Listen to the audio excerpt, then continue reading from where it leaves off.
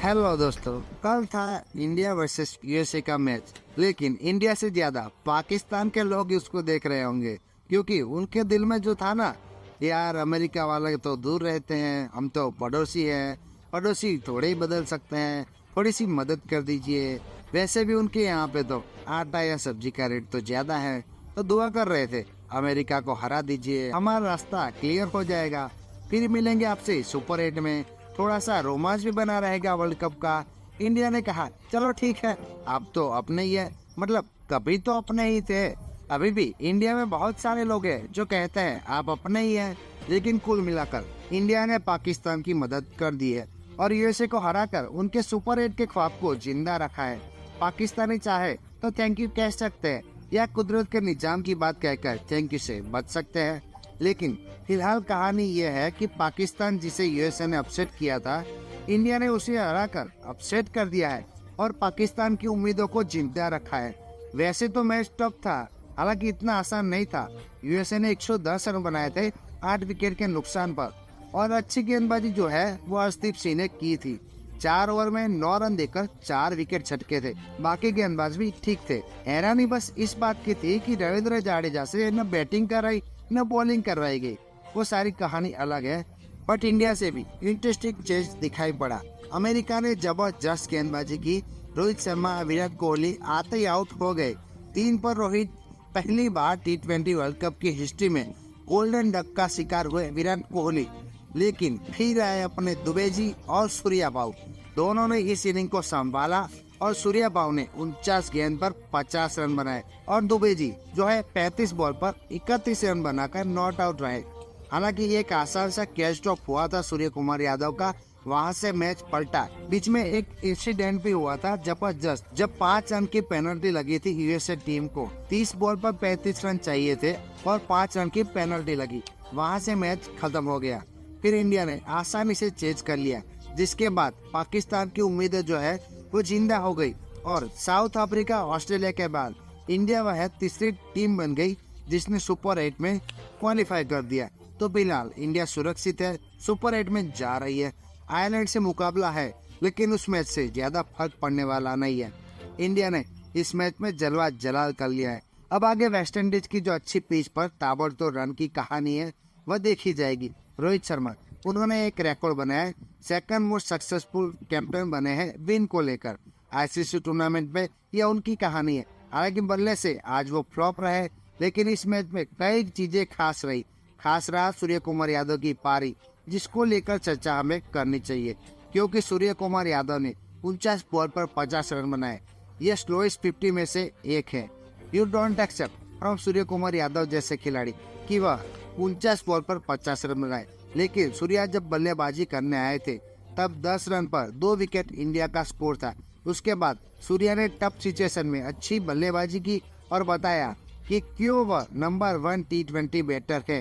हालांकि हम सूर्या से उम्मीद करते हैं कि बड़ी टीमों के सामने भी ऐसे ही परफॉर्मेंस दे, डट कर संभल कर जीताए और खास हो जाए। बाकी यह उनकी स्लोएस्ट हाफ सेंचुरी थी। सूर्य कुमार यादव ने 49 बॉल पर अर्धशतक लगाया।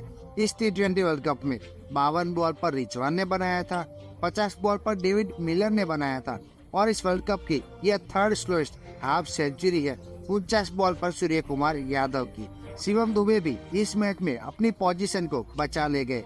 गेंदबाजी में तो बहुत कमाल नहीं कर पाए, एक ओवर कराए गए, महंगे साबित हुए, लेकिन बल्ले से जब आए थे तब 39 रन पर इंडिया का 3 विकेट गिर चुका था। तब दुबे जी ने 35 बॉल पर 31 रन बनाए और एक ब्रिलियंट चेज में दुबे जी ने अपने आप को मजबूत कर लिया। यूएसए को इस मैच में 5 रन की पेनल्टी लगी थी, जो इस मैच के बड़े हाईलाइट में। दरअसल आईसीसी का एक नया नियम आया है कि अगर आप 60 सेकंड से ऊपर एक ओवर से दूसरे ओवर के बीच में गैप करते हैं तो आपको पेनल्टी लग सकती है।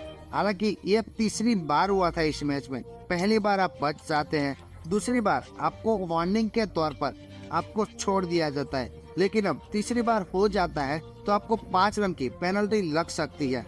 और इसी वजह से भी मैच जो है वो यूएसए के फेवर से चला गया। हालांकि यूएसए ने इस मैच में बहुत ही बढ़िया अच्छी लड़ाई लड़ी है। अगर किसी को स्कोर कार्ड देखकर ये लगता है कि इंडिया आसानी से जीत गई, तो इंडिया आसानी से नहीं जीती थी। यूएसए ने इस मैच में दमखम जिताया था और 18.2 ओवर में इंडिया जीती है। लेकिन इसमें सूर्य कुमार यादव का एक कैच ड्रॉप था और 5 रन एक्स्ट्रा जुड़े थे। आई थिंक उन दो वजह से यह मैच वन साइडेड लगा, वरना तब तक इंडिया वर्सेस अमेरिका बराबर चल रहा था, नेक टू नेक चल रहा था और एक दो विकेट गिर जाते तो कहानी पलट भी सकती थी। लेकिन फिर कहानी आती है सौरभ नेत्रवलकर की, जो एक बड़े हीरो के तौर पर निकले। विराट कोहली, रोहित शर्मा का विकेट निकाला और उन्होंने 7 बॉल के अंदर दोनों को आउट किया। उन्होंने इंडिया के लिए अंडर 19 टीम के लिए भी खेला है। फिर उसके बाद यूएसए चले गए थे, ओरेकल में काम करते हैं, यूएसए की टीम से खेल रहे हैं। पाकिस्तान के सामने बहुत ही बढ़िया गेंदबाजी की और मैच को जिताया था।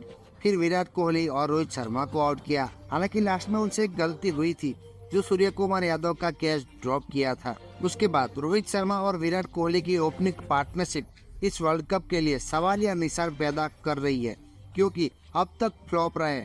आयरलैंड के सामने 22 रन, पाकिस्तान के सामने 12 रन और यूएसए के सामने 1 रन। यही कहानी है। क्या जायसवाल या संजू को किसी को लेकर आ सकता है? मुझे नहीं लगता कि आ सकते हैं, क्योंकि ये दोनों ही खेलेंगे दुबे जी के ठीक ठाक परफॉर्मेंस के बाद। लेकिन विराट कोहली का गोल्डन डक, रोहित की परफॉर्मेंस ये थोड़ी सी क्वेश्चनेबल है। विराट का इसीलिए हो रहा है बिकॉज वो कंसिस्टेंट प्लेयर है। लेकिन आयरलैंड के सामने 5 बॉल पर 1 रन, पाकिस्तान के सामने 5 बॉल पर 4 रन, यूएसए के सामने पहले बॉल पर आउट, यह थोड़ा सा उनको परेशान करता है। और उनका इंटरनेशनल एवरेज जो है T20 का, वो 49 का होकर रह गया है। वर्ल्ड कप से पहले ये 51.75 का था, जो कम हो गया है। तो ये कहानी है। रोहित भी जो है पहले मैच में 50 बनाया था, उसके बाद फ्लॉप हुए। ओवरऑल अगर रोहित शर्मा का वर्ल्ड कप देखेंगे तो 2016 से केवल 4 अर्धशतक लगा है, तो यह एक क्वेश्चनेबल है। और हर्षदीप हालांकि इस मैच पे सबसे बड़े हीरो थे, जबरदस्त गेंदबाजी की, 4 ओवर 9 रन और 4 विकेट। और बताया कि क्यों है सिंह इज किंग। इंडिया के पास मल्टीपल ऑप्शन है मैच जिताने के लिए। हार्दिक पांड्या भी इस मैच में कमाल थे, लीडिंग विकेट टेकर इंडिया के लिए बने और जलवा जलाल कर रखा है। हार्दिक हर मैच में परफॉर्म कर रहे हैं। आयरलैंड के सामने 4 ओवर 27 रन 3 विकेट, पाकिस्तान के सामने 4 ओवर 24 रन 2 विकेट और यूएसए के सामने 4 ओवर 14 रन 2 विकेट। तो हार्दिक वाइस कैप्टन के तौर पर बैटिंग और बॉलिंग दोनों परफॉर्म कर रहे हैं और यह बढ़िया है इंडिया के लिए। हर्षदीप ने पहले ओवर में 2 विकेट झटके थे, वो कमाल था। बाकी यूएसए के कैप्टन जो थे नहीं खेल रहे, वो इंडिया के लिए फायदेमंद था। फिलहाल कहानी यह है कि इंडिया ने पाकिस्तान की उम्मीदों को जिंदा रखा है। अब पाकिस्तान को अपने बचे हुए मैच को जीतना है और दुआ करनी है कि बारिश ना हो जाए, मैच रद्द ना हो जाए, और प्रार्थना करनी है कि अमेरिका जो है वो आयरलैंड को हरा ना दे। अगर अमेरिका आयरलैंड को हरा देता है तो अमेरिका सुपर 8 में क्वालिफाई कर जाएगा और अगले T20 वर्ल्ड कप के लिए क्वालिफाई कर जाएगा। लेकिन अगर अमेरिका हार जाता है तो फिर समस्या हो जाएगी। फिलहाल पाकिस्तान को अभी भी दुआओं की जरूरत है, लेकिन इंडिया से जितना हो सकता था वो पड़ोसी धर्म हमने निभाया और पाकिस्तान को एक धक्का लगाया सुपर 8 में पहुंचने के लिए। अब पाकिस्तान को अपना काम करना है और फिर ऊपर वाले से दुआ करना है और फिर इंडियन से भी दुआ करना है। जो इंडियन खिलाड़ी अमेरिका की टीम में है वो जलवा जलाल ना करे और आयरलैंड से हार जाए। यू नेवर नो, अगर अमेरिका जीत जाती है तो अमेरिका सुपर 8 में ऑटोमेटिकली इंडिया के साथ क्वालिफाई कर जाएगी। आप किसे देखना चाहते हैं और क्या लगता है आपको, यही प्लेइंग 11 आगे कंटिन्यू होगी? मुझे लगता है शायद यही प्लेइंग 11 आगे कंटिन्यू होगी, क्योंकि शिवम दुबे ने इस पारी से अपना स्थान कंफर्म कर लिया है। अगर कोई रिप्लेसमेंट होगा तो मेरे हिसाब से कुलदीप यादव का होगा। बैटिंग में कोई रिप्लेसमेंट नहीं होगा। What's your take on this win? और पाकिस्तान क्या हमको थैंक यू बोलेंगे? बोलना चाहिए, बनता है जनाब।